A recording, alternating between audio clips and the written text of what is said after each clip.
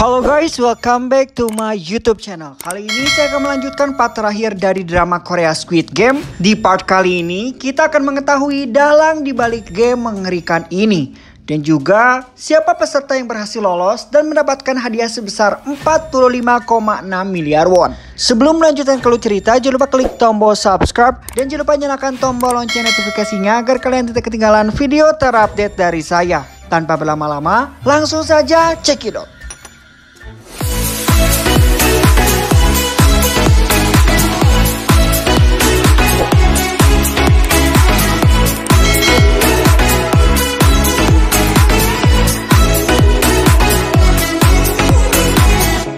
Part terakhir ini diawali dengan diperlihatkan keadaan setelah game clearing usai.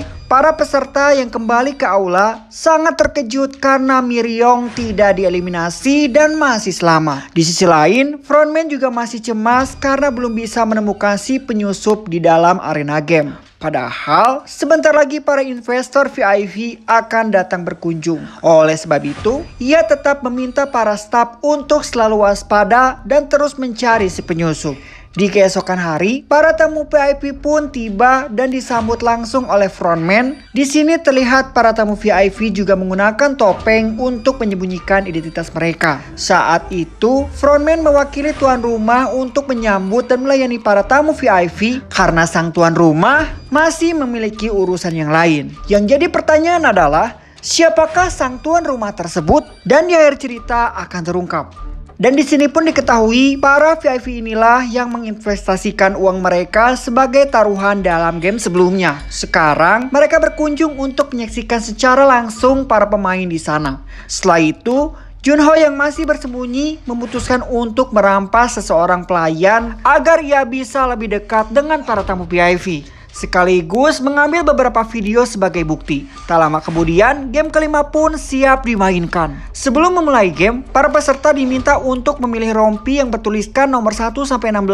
Pemilihan rompi itu akan menentukan nasib mereka pada permainan kali ini. Para peserta yang ketakutan segera mengambil nomor-nomor tengah karena merasa nomor itu pasti aman. Pada saat giliran Ji-hoon, nomor yang tersisa adalah nomor 1 dan 16. Awalnya, ia ingin mengambil nomor 1, namun peserta lain memohon kepadanya karena ia terlalu takut menjadi peserta terakhir. Alhasil, Ji-hoon mengalah dan membiarkan peserta itu mengambil nomor pertama. Setelah pemilihan nomor, mereka lalu dihadapkan pada sebuah jembatan kaca. Dalam waktu 15 menit, setiap pemain harus melewati jembatan kaca itu sesuai dengan urutan mereka. Dan jembatan kaca itu terbuat dari dua jenis kaca yang berbeda. Itu artinya, jika salah melangkah, maka mereka akan langsung jatuh dan tewas. Menjadi pemain awal adalah tugas yang paling berat karena jika mereka salah melangkah, maka pemain di belakang mereka bisa aman karena memilih kaca yang benar. Namun, menjadi pemain terakhir juga tidak mudah karena ia harus berpacu dengan waktu yang terus berjalan.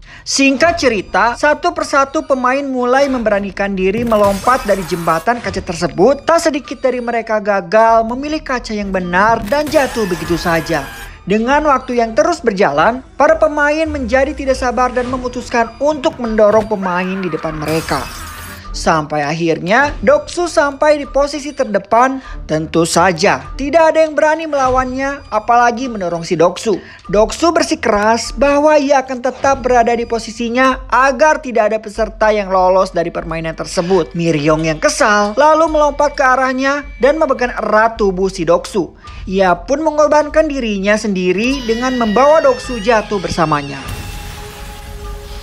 Setelah beberapa pemain jatuh dan tewas, kini tersisa 4 pemain saja, yaitu seseorang pemain di posisi terdepan ternyata merupakan seorang pekerja di pabrik kaca. Oleh sebab itu, ia pun bisa membedakan kaca yang kuat dan kaca yang biasa. Dengan kemampuannya itu, ia pun berhasil membawa Sang-woo, Se-byuk, dan Ji-hoon yang ada di belakangnya dengan selamat. Namun, saat di langkah terakhir, frontman yang mengetahui hal itu sengaja mematikan lampu agar mereka menjadi kesulitan menemukan kaca yang benar. Hal itu pun membuat pemain itu menghabiskan waktu terlalu banyak Alhasil, Sang Woo menunjukkan jati dirinya yang sebenarnya. Ia tega mendorong peserta itu, padahal berkat peserta itu, mereka bisa maju dengan selamat. Tepat di detik-detik terakhir, Sang Woo, Sebyuk, dan Ji-hoon segera berlari sebelum akhirnya jembatan kaca itu dihancurkan, sehingga kaca-kaca itu pun terbang dan menggores beberapa bagian tubuh mereka. Di ruangan yang berbeda, para tamu VIP sepertinya cukup puas dengan hasil game kali ini. Junho yang berada di sana masih sibuk melayani mereka. Kemudian seorang tamu VIP sepertinya tertarik kepada Junho dan menyuruhnya untuk duduk di dekatnya. Setelah itu, tamu VIP membawa Junho ke ruangan lain. Junho yang merasa direndahkan akhirnya marah lalu menodongkan pistolnya pada tamu VIP tersebut. Junho kemudian meminta tamu VIP itu untuk memberikan informasi apapun tentang arena game ini. Dan hal itu kemudian direkam untuk dijadikan bukti. Setelah mendapatkan rekamannya, Junho menghajar tamu VIP itu hingga pingsan dan kabur dari arena game dengan alat selam yang ada di sana. Frontman pun mengarahkan beberapa anak buahnya untuk ikut mencari Junho. Tak lama kemudian Junho sampai di pulau seberang. Saat itu ia ingin menghubungi ketua polisi untuk meminta bantuan sekaligus mengirimkan bukti-bukti yang ada di handphonenya. Namun karena di sana tidak bisa mendapatkan sinyal, ia memutuskan ke tempat yang lebih tinggi. Tak lama kemudian frontman dan anak buahnya juga sampai dan mereka segera menyusul untuk menangkap Junho. Sayangnya sebelum dia bisa mengirimkan bukti dan mendapatkan bantuan, Junho pun harus tertangkap oleh si frontman dan anak buahnya. Secara mengejutkan, sosok pria di balik topeng frontman ternyata adalah kakaknya sendiri yang selama ini ia cari. Junho bertanya kepada sang kakak mengenai alasan kenapa melakukan semua ini. Namun belum sempat mendapatkan jawaban, Junho ditembak oleh kakaknya sendiri dan jatuh ke laut. Di sisi lain, ketiga yang berhasil lolos dipersilahkan untuk menggantikan pakaian mereka dan makan malam bersama. Saat mengganti pakaiannya, Sebyuk terlihat pucat dengan darah yang terus mengalir dari perutnya. Ternyata pecahan kaca besar dari permainan sebelumnya telah menancap tepat di perut kirinya. Ia pun merobek seragamnya dan menutupi lukanya itu dengan seragam tersebut. Tak lama kemudian, Ji-hoon dan yang lainnya dihidangkan makanan lezat untuk pertama kalinya. Di sana, Ji-hoon dan Sang Woo melahap makanan sampai habis, sementara Sebyuk yang masih kesakitan bahkan tak mampu memotong makanannya sendiri. Setelah makan malam itu, masing-masing dari mereka pun dibekali pisau kecil. Ji-hoon masih terlihat marah pada Sang Woo karena tega membunuh peserta sebelumnya. Ia pun berniat untuk membunuh Sang Woo dengan pisaunya dan memenangkan permainan itu dengan Sebyuk.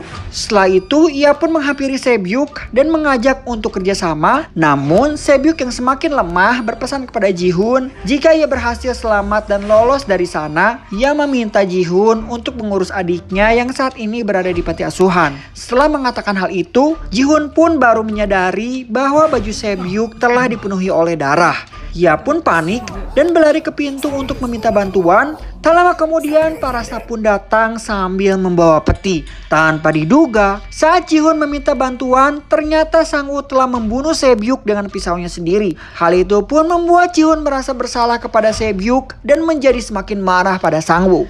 Sementara Sang Woo dengan santainya berkata bahwa ia hanya ingin membantu Sebyuk untuk menyudahi segala kesakitannya. Di keesokan harinya, game terakhir pun tiba. Dua orang yang masih tersisa yaitu Ji-hoon dan Sang Woo akan memainkan game yang disebut Squid Game.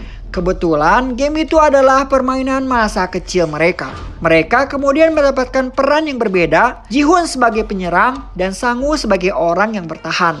Seperti biasanya, dari ruangan lain para tamu VIP dipersilahkan untuk menonton game terakhir dan menjadi saksi siapa yang akan keluar sebagai pemenang. All the games that kids played back then.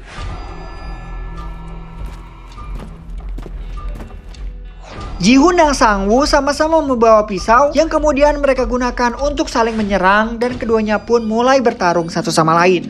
Pada satu kesempatan, Sang Woo berhasil merebut pisau dan menusuk tubuh Ji-hoon pun berkali-kali. Namun Ji-hoon tak menyerah, ia terus bangkit dan terus melawan. Usaha Ji-hoon itu pun berhasil membuat Sang Woo tak berdaya. Dengan pisau yang tertancap di tangannya, Ji-hoon pun mendekati tubuh Sang Woo dan berniat menikamnya. Tanpa diduga, Ji-hoon tidak tega melakukan hal itu dan malah menancapkan pisaunya di samping Sang Woo.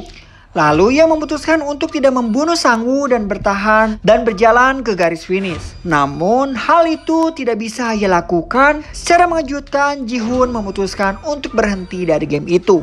Itu artinya Ji-hoon tidak ingin mengambil hadiah uangnya dan memilih untuk menyelamatkan sahabatnya. Sesuai dengan aturan ketiga, ia hanya perlu meminta Sang-woo untuk berhenti dari game. Sang-woo yang menolak hal itu dan malah menikam dirinya sendiri. Sebelum tewas, Sang-woo berkata serta menitipkan ibunya pada Ji-hoon. Dengan begitu, mau tidak mau Ji-hoon langsung dinyatakan keluar sebagai pemenang. Setelah semua perjuangan Ji-hoon pun dikembalikan ke tempat asalnya lengkap dengan kartu debit yang berisi 45,6 miliar won. Dengan semua uang itu, Ji-hoon sama sekali tidak bahagia. Ia malah merasa sedih dan frustasi akan kematian ratusan orang termasuk sahabatnya sendiri. Bahkan saat melihat ibu Sang-woo, Ji-hoon tak sanggup menatap matanya. Kesialan Ji-hoon tidak berhenti sampai di situ. Di dalam rumahnya, Ji-hoon hanya bisa menangis menatap jasad ibunya yang sudah tewas. 1 tahun kemudian, penampilan Ji-hoon menjadi semakin berantakan. Saat ia sedang duduk sendirian, ia pun ditawari bunga oleh seorang wanita tua. Ternyata, di dalam bunga itu terdapat amplop yang berisi kartu game dengan tulisan tempat yang harus Ji-hoon datangi. Sesampai di tempat tujuan, Ji-hoon sangat terkejut melihat kakek Il-nam yang sedang dirawat. Sejauh Ji-hoon ketahui, kakek Il-nam seharusnya sudah mati saat di permainan kelereng. Secara mengejutkan, ternyata kakek Il-nam adalah tuan rumah sekaligus atasan frontman. Kakek Il-nam mengaku meski dirinya memiliki uang yang banyak, ia tidak bahagia sama sekali karena tidak tahu bagaimana cara menghabiskan uang itu. Dengan kondisi tumor di otaknya serta hidupnya yang diprediksi sudah tidak lama lagi, ia pun memikirkan cara untuk bersenang-senang. Kemudian ia teringat akan masa kecilnya yang selalu bahagia karena menghabiskan waktu dengan bermain bersama teman-temannya. Oleh karena itu, kakek Il-nam dan orang-orang kaya lainnya menciptakan arena game itu agar ia bisa menikmati kebahagiaan dengan ikut berpartisipasi sebelum ia meninggal dunia. Mendengar hal itu, Ji-hoon pun menjadi sangat marah. Bagaimana tidak, mereka rela mengorbankan ratusan nyawa hanya untuk bersenang-senang. Namun, kakek Il-nam pun menegaskan bahwa sejak dari awal ia tidak pernah memaksa siapapun untuk ikut ke dalam arena game itu. Kakek Il-nam pun dengan tulus berterima kasih pada Ji-hoon yang sudah memberikan kebahagiaan dengan menjadi teman bermainnya selama di sisa akhir hidupnya. Setelah mengatakan hal itu, kakek Il-nam pun meninggal dunia. Singkat cerita, kini Ji-hoon memulai kehidupan barunya dengan mengganti gaya rambutnya. Ia pun menjemput adik Sebyuk di panti asuhan dan menitipkan anak itu pada ibu Sang-woo. Tak lupa, ia juga meninggalkan satu koper yang berisikan uang untuk mereka sebagai janjinya pada Sebyuk dan Sang-woo. Lalu diperlihatkan Ji-hoon yang akan pergi menyusul putrinya ke Amerika. Sebelum pergi, ia melihat seorang pria misterius di scene awal yang sedang bersama korban game selanjutnya. Mereka sedang memainkan game Dakji.